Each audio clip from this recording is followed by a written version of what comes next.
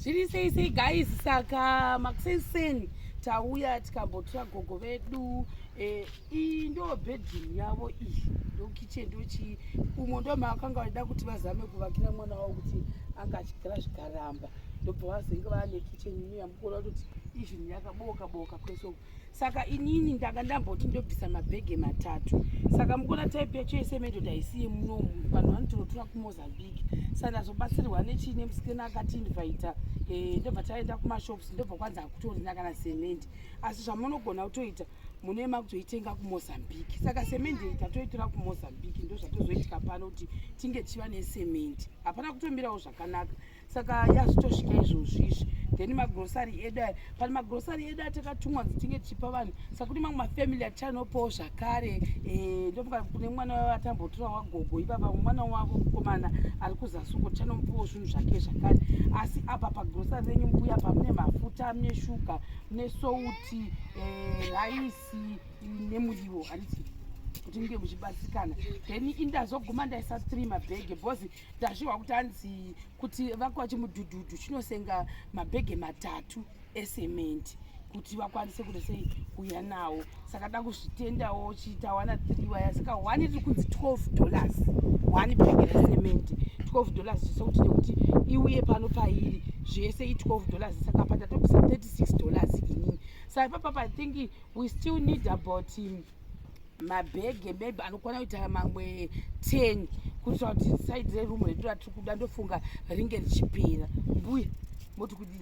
Maita basa Mwari, mandiitira chinhu chakanaka. Ndaimboziva kuti ndichaitirwa chinhu chakanaka. Mwari akanaka, nemi mukundibetsera.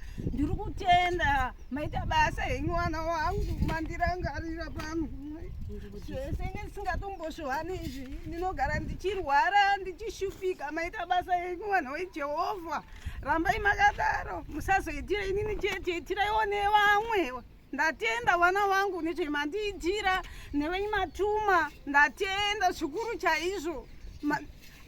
Ndapererwa nerufaro ndichifara. Vanhu vaMwari, mhuri yeZimbabwe, ndatenda wese wandibatsira, waisa ruoko rwavo apa. Ndinozvitenda, ndinozvikudza nevafamba netsoka dzavo vachisvika muno mumusha.